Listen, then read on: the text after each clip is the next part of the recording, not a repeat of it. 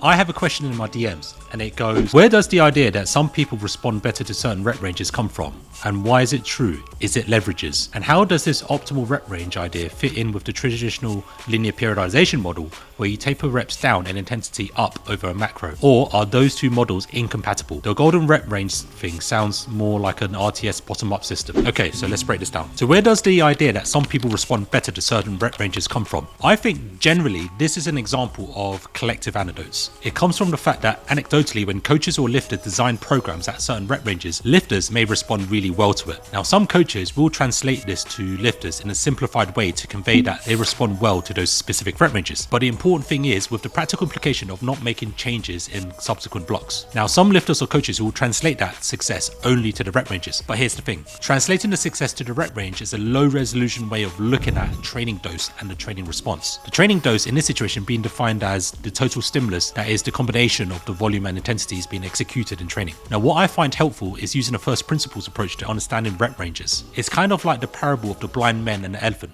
You probably heard of it. A group of blind men touch different parts of an elephant. One grabs the trunk and thinks it's like a snake. The other touches a leg and thinks it's like a tree. Another feels the tusk and thinks it's like a spear. Each is convinced that they understand the whole, but they're only holding a piece. This is exactly what happens when we talk about rep ranges in isolation. A rep range in a situation is just one perspective of the training dose. But here's the thing. The rep range can tell us two things. A rep range isn't just a distribution of volume, it's subtly an intensity constraint to the distribution volume as well. It indicates the top end and absolute intensity that can be performed at that particular set. The higher the rep range, the lower the absolute intensity that can be performed at that set. For example, for sets of 1 or singles, regardless of the reps in reserve, the highest percentage that can be performed is 100% of your 1 rep max. For doubles, the highest percentage that can be performed may be around 97 to 98% of your 1 rep max. If higher top end intensity is acutely excessively fatiguing, insofar that it can attenuate subsequent set performance, in some weird and unique way, we can also look at rep ranges as a potential fatigue management tool. So is it true that lifters respond better to certain rep ranges, and why? The answer is annoyingly sort of yes and no. So why yes? In the process of prescribing a rep range or a combination of rep ranges across a set and the application of your choice of progression, you just so happen to have created an effective and adaptive range of overall total volume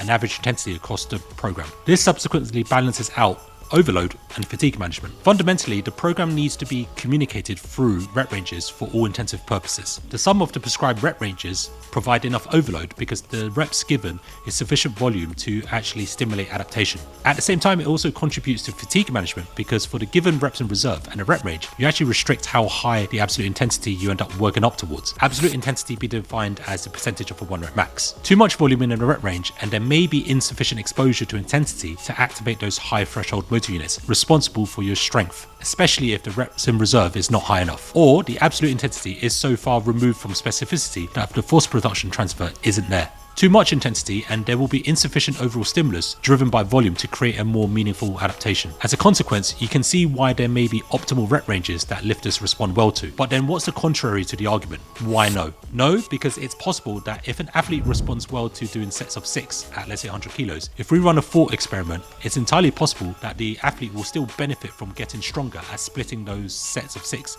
into sets of 3. So rather than doing a single set of 6, you could do 2 sets of 3 at 100 kilos. When we look into research on other training variables, we often find that when volume is equated, strength gains are generally very similar. Volume in this case being volume load, aka tonnage, being equal to the product of sets, reps and load. If we look to a paper that came out in 2024 titled Exploring the Dose-Response Relationship Between Estimated Resistance Training Proximity to Failure, Strength Gain and Muscle Hypertrophy, a series of meta-regressions, they found that the dose-response relationship between proximity to failure and strength gain appears to differ from the relationship with muscle hypertrophy, with only the latter being meaningful influenced by reps in reserve. Strength gains were similar across a wide range of reps in reserve. However, there are limitations to this research, as they also say that considering the reps in reserve estimation procedures used, however, the exact relationship between reps in reserve and muscle hypertrophy and strength remains unclear. Now, if it is true that given equal volume, strength gains are similar or the same, then this breaks down the argument that people respond better to very specific rep ranges. Then in this case, keeping those rep ranges is most likely going to help by restricting how high the intensity you expose a lifter to in that program or in that particular session. So what matters is not so much of the rep range, but the rep range and the reps in reserve that you train at, which determines the absolute intensity that the program is prescribed. So why do people respond better to rep ranges? Now, the human body is complex. The reason why some people may respond better to certain rep ranges may not necessarily be just due to one thing. Everything that is true about the characteristics of the lifter and the lift in order for them to be responsive in the way that they are. It's very difficult to quantify how much it's due to one factor. Leverages may be one reason why someone might not have the capacity to do as many reps at a given intensity, or vice versa. However, there is actually a huge list of other factors that can influence the optimal choices of rep ranges, including genetics and physiological factors, lifestyle, training history, and the training approach being used, including exercise selection. So if a powerlifter sort of respond to certain rep ranges, how does this fit in with linear periodization? Now, before I tell you my answer, it's important that we clearly define and clarify what we mean by linear periodization, what it is and what it's not, because linear periodization is actually commonly misunderstood. Now, if you don't know what linear periodization is, it's simply a periodization model. It's one of the oldest and most original periodization models. Across training a period, you start off with higher volume and low intensity, and over time you gradually decrease the volume while increasing intensity. Linear periodization originally came from Olympic sports and weightlifting in the 1950s and 60s, where coaches used a progressive structure to prepare athletes for competitions. It was formalized by Soviet sports coaches, including Medvedev. And linear periodization often gets depicted with graphs like these. Now, athletes performed well when training moved from general to specific,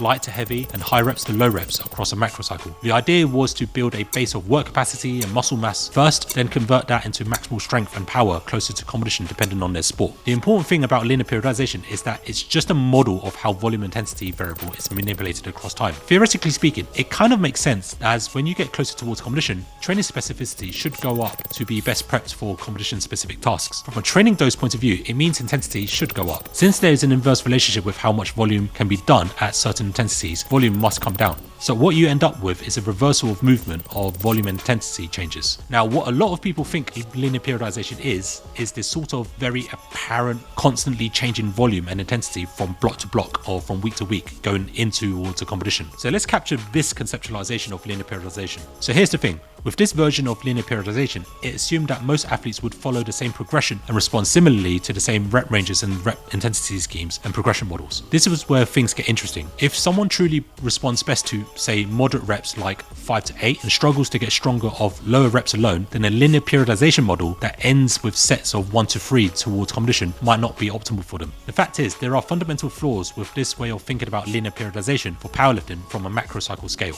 The first one is that it assumes predictable adaptation. It assumes that lifters will adapt in a linear, predictable fashion.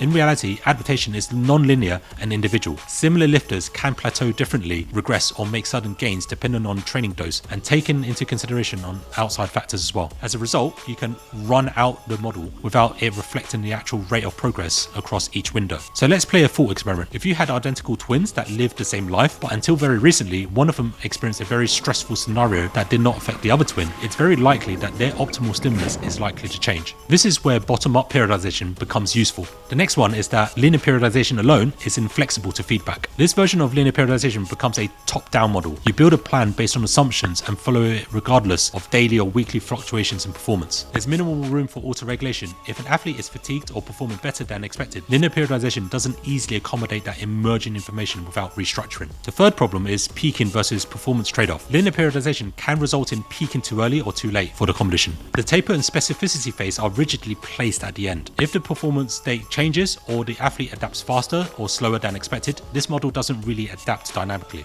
It can also be the case that if they peak in intensity too much and the volume drops off, the overall drop in tonnage can lead to a loss in performance, leading to peaking too early. The fourth problem might be that it's too general early on. Now, this may be more relevant to more experienced lifters. The early phases often involve low intensity and high volume training. While useful for hypertrophy or work capacity, it can lead to performance decay at higher intensities, especially when in powerlifting where the skill and adaptation from being under maximal load is critical. This can lead to a poor transfer from volume blocks to intensity blocks later on, or provide an inferior net rate of progress. In an attempt to respect the high volume weight, low intensity to low volume, high intensity flow, linear periodization underemphasizes the continuous need for high specificity in powerlifting when lifters get more advanced. For skill development, especially in those competition lifts, there needs to be frequent exposure to higher loads, something linear periodization delays until later phases. With linear periodization, many lifters only touch heavy singles or near max weights in the final weeks. For some lifters, that's simply insufficient for psychological adaptations, managing arousal, or refining execution under load. This can cause lifters to feel underprepared when they finally reach the peaking phase. But let's talk about ideas supporting this form of linear periodization.